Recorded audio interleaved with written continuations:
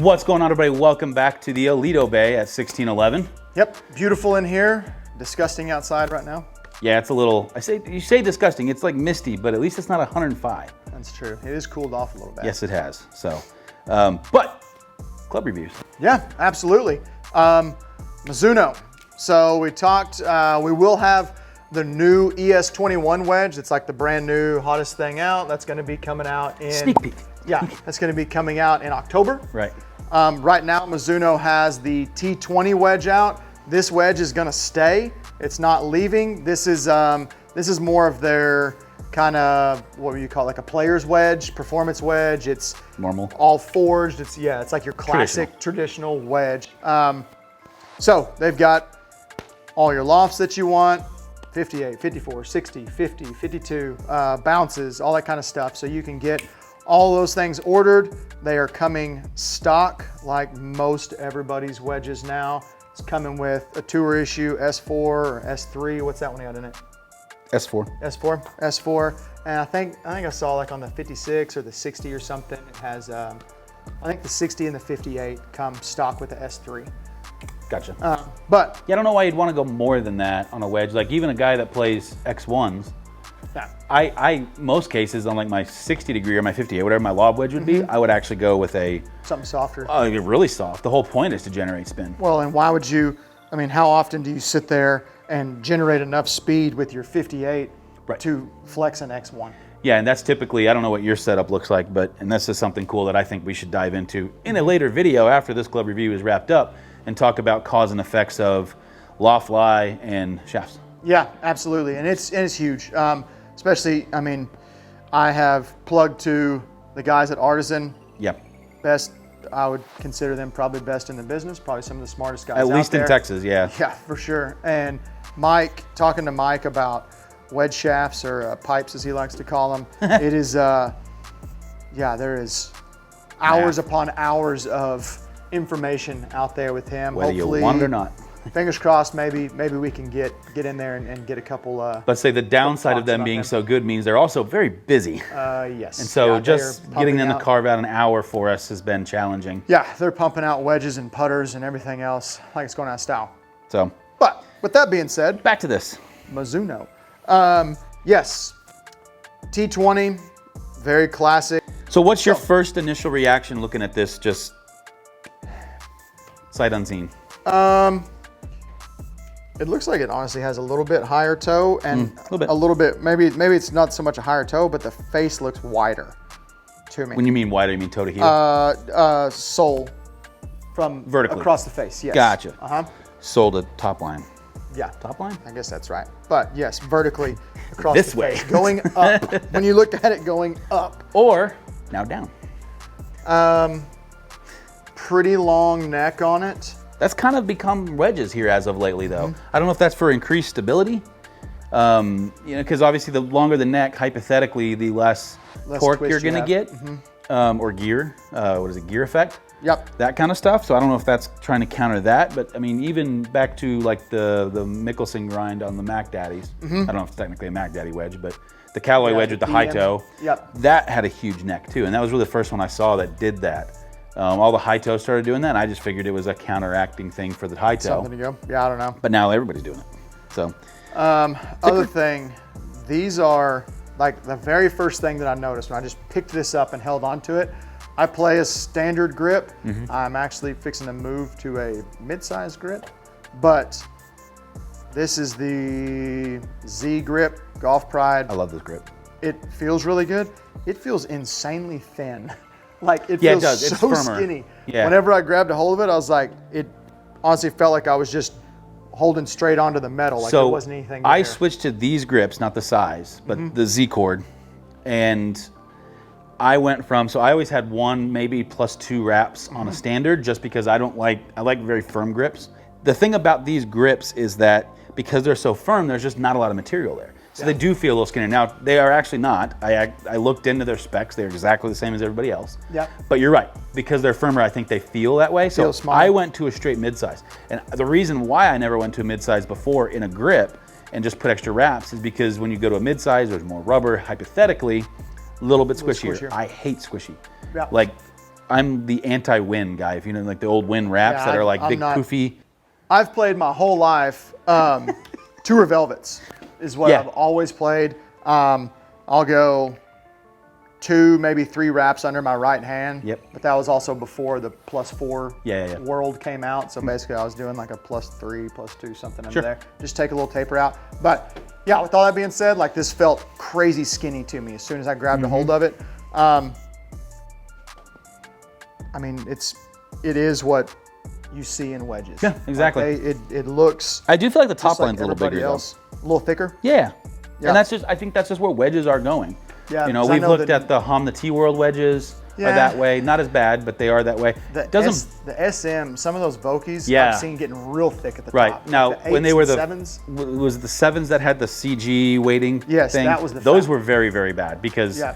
especially on a 50 degree or a gap wedge for Did you Voki. see the top of it a lot? Yeah, that weight got moved up to bring the CG down because that club was more of a full swing club versus like a 58 or a 60 that is really not. And I have a theory that the reason why I play a 58 is I'm never, and with the shaft I put in it, I'm never going to hit that more than 40 yards away from the green. Yeah. It's my get out of trouble, flop over a sand trap, I got away deep from rough. I mean, so it's a different video. Yeah, we get. I'm fixing to get sidetracked on lofts. But let's tap Hit it. some and see what happens. Now, just out of curiosity, what wedges are you playing right now? We're not going to hit them, but I've got the T-Worlds in my 50. so the Hanma. Yeah, the Hanma in my 50 and 54. I don't even know what I'm playing. And then another plug. I've got an Artisan 58. And I have the apparently Mac Daddy 4s Whoa! that the grooves are just smooth now. I've re-drilled those grooves at least 5 times. Really? And if you can hear the rave party that's Yes. going on outside at the ZZ moment, Top rocking back there. I don't think you're going to be able to, but just in case you hear that in the background. Sorry. So a little. So this is probably as close to a normal setup for you Yeah. in a wedge. I mean, it's basically Now, the same. what do the you- same what- shaft I have. We didn't even say this. What club are you actually hitting? What This loft? is the 54. Okay, and I'm holding the 50, but I'm going to swing the 54. Yeah. So this is Other than being bent for me, this is pretty standard. And you're typically bent to what? Well, changing that. So Standard. typically I've been 1 up. I'm actually going to 1 flat. Really? Yep. And if you want to find out more why he's going to 1 flat, keep an eye out for our cause and effect video that apparently we're going to shoot. Yes. Yeah.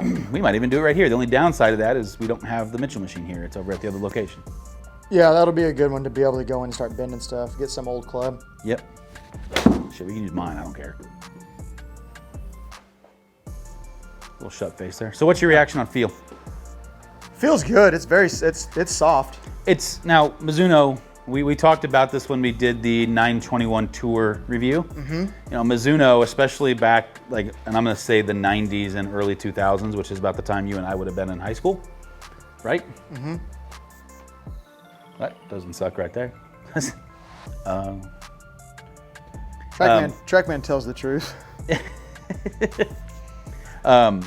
You know, Mizuno, we talked about that with like the MP33s and MP32s and all in the 18s, I think is what you said. Yep. You know, back then, Mizuno That was the hot club, It was man. the hot club and it was the forged club to It have. was the one that everybody saw.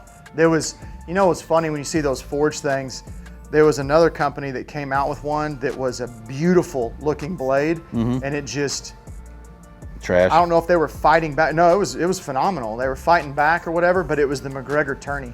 Oh, I remember that. Tourney blade looked so good, Right. and then it just, I'm Disappeared. assuming somebody big ate them up and Well, took and them over. you know, McGregor, those But- lines that were so around in the 70s and 80s. McGregor and Wilson. Wilson is the one that kind of is trying to make that comeback. Another shameless plug to videos. If you haven't checked out the D7 Forged video, that's one of the more popular ones, at least on the Maverick channel. So why am I going? Aaron's trying to fix his swing all of a sudden. There's a little bit why I'm changing it. You can also kind of tell based on the screen you're seeing, this is still set up exactly the same way from when I was working with a guy, and we were talking about spin access and fitting for his clubs and all that stuff. And if you notice, like everything up here was for me to judge his swing, but then at the very last second, I threw spin access up there. So it's, because spin access is really, I mean, it'll change swing to swing a little bit, but I think it gives you a much more telling idea of what the club's doing a little bit. Dynamic lie. There's one riding up the face a little bit. Yeah, a little distance bit. change. Yeah, but it was a lot straighter, and your spin axis dropped to -1.4, which means it's going a little bit to the left. And we've gotten way off topic again. We're reviewing golf clubs, not fixing your swing. Yeah, it's kind of funny what happens whenever you get the club outside and set at the top where I want it and rotate through it and keep your shoulder down. Instead of being down here and trying to come in shallow and flip hard at it. Sweepy swipey. Here you go. Bust it. Trade. It I mean, you definitely know whenever, if you mishit one. I don't want anybody to see what I might do here. When you mishit it, so like I hit probably 4 or 5 of them out on the toe, and you can see it on the club where it's those grooves are sharp and it's chewing that golf ball up.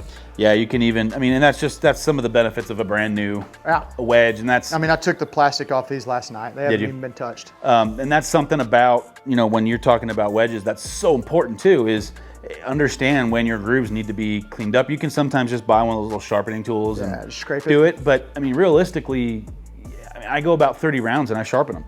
And then I go, I'll practice 30 rounds plus practice. And then from there, I might actually take them in and have them re-drilled once or twice. And then after that, it's time for new wedges. Yeah, I mean, you can have the faces redone on them, blasted. Not if they are chrome. No, well, you can. You just shouldn't. Yeah. You talk about your wedge not lasting very long. Today's that first day in Texas where this morning was like a little ooh. Yeah. So we've had some cold fronts roll through. It was low 60s. I'm fat, so I didn't need a pullover, but he rolled in with a pullover. I'm insulated for a while.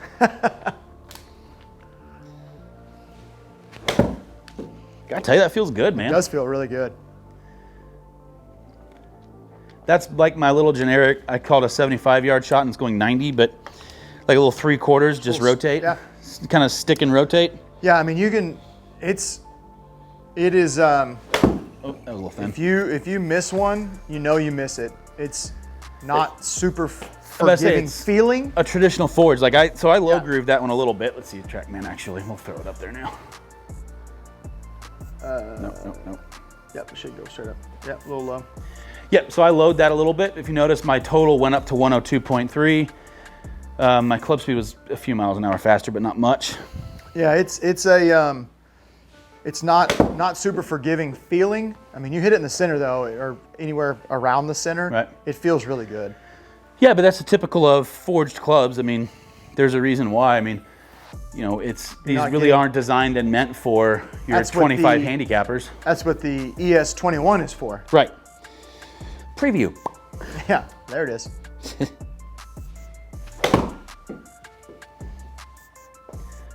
You know what we don't have on the screen that we should have? Spin. Yeah, backspin.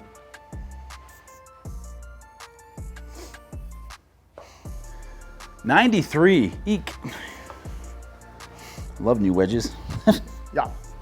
And that's another thing that you kind of have to realize, and we see some of this if you go back and look at the go back and watch the TrackMan Q&A video. Yeah. So we're getting you will get higher spin rates with wedges in here because of friction, and you're clipping it. Yep. It's a tight lie. It'll drop at least 1,000 if you go outside. Yes, you go outside, and especially if you get on a range that hasn't been mowed in a little bit, you think it's a quote-unquote tight lie, but there's still some shag in there, and then you're spinning it, 7,000, 8,000. That's pretty close to center.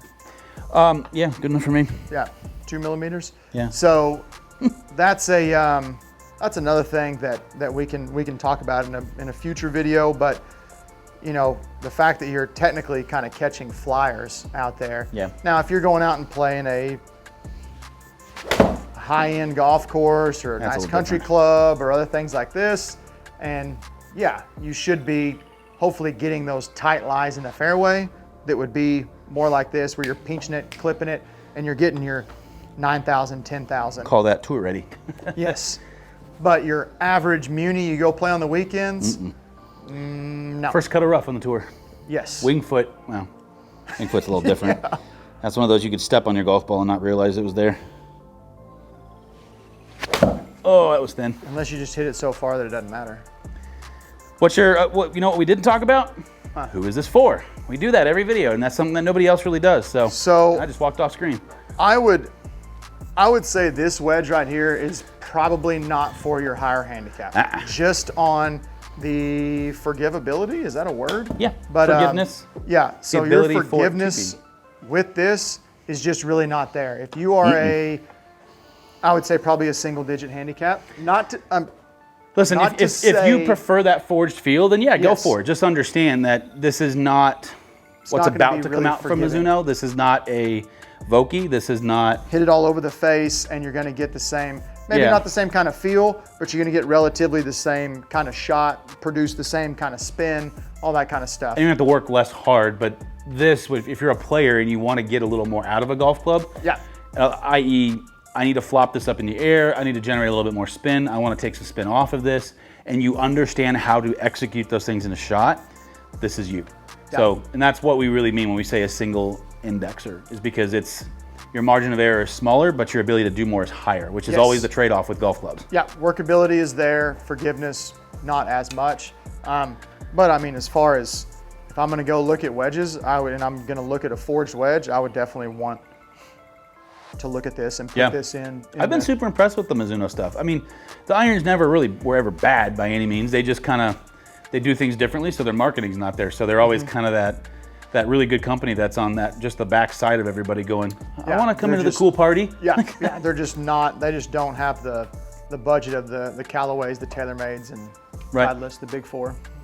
So, yeah, I give it a thumbs up. I mean, I guess of course we've talked about that. We haven't really had a club come in that's like, go ahead and take that one back. That's true, we haven't. And I think that's the cool thing about golf is, especially when you talk about the big manufacturers, I'm sure there's some out there where, like what's the old infomercial, the Hammer X?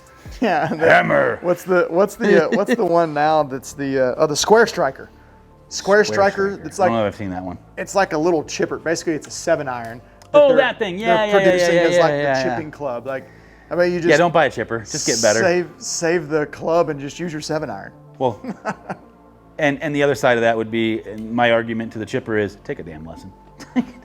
That's true. Please don't embarrass yourself or your coach or your playing partners or your mom or your wife or your kids. Walk out there with your chipper putter. Yeah. Dink, dink, dink. Yeah, thank you guys so much. We obviously, this is that time of the year where we're trying to power through a lot of these things. We've said it, Golf Pro Christmas is here essentially. Rumors, we might be getting our hands on a Titleist here soon. I may have made some phone calls. All right. I know that they are just now releasing all the big media guys versions of that. TS, whatever, TSI. Yeah. Hey, Rick Shields, when you're done with it, just ship it to me. I'll pay for it. Shoot it across the pond. Yeah, it'll be cheap. Remember that pay for? Split, half. But yeah, there's stuff coming. You've got the Titleist drivers, you've got the new line, the Big Bertha stuff from Callaway, the BB21. Yep, they got their new Bertha stuff coming out. That's right. So all of that, we're doing our best to get our hands on it as quickly as possible, to get it out to you guys as quickly as possible. And I know, at least on behalf of my channel, and I'm sure you'll appreciate this as well, both of us have seen a little bit of an influx of subscribers and views as of lately, so thank you. Yes, First of all. Thank you for subscribing, and thank you. I've had some comments and stuff coming in. Put them down there. Yeah. We will reply.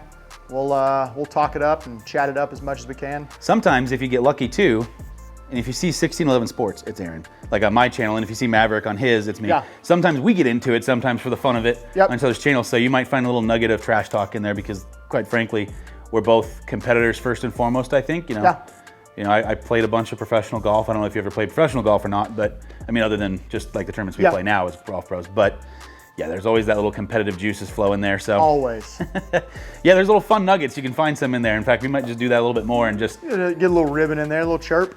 Yeah, especially if it's a challenge video, and I may or may not have gotten my ass completely kicked, which seems to be the theme here as of lately for some reason. But anyway, thank you all. If you want to see something specifically, we've got some ideas for some fun videos. Yes, yeah.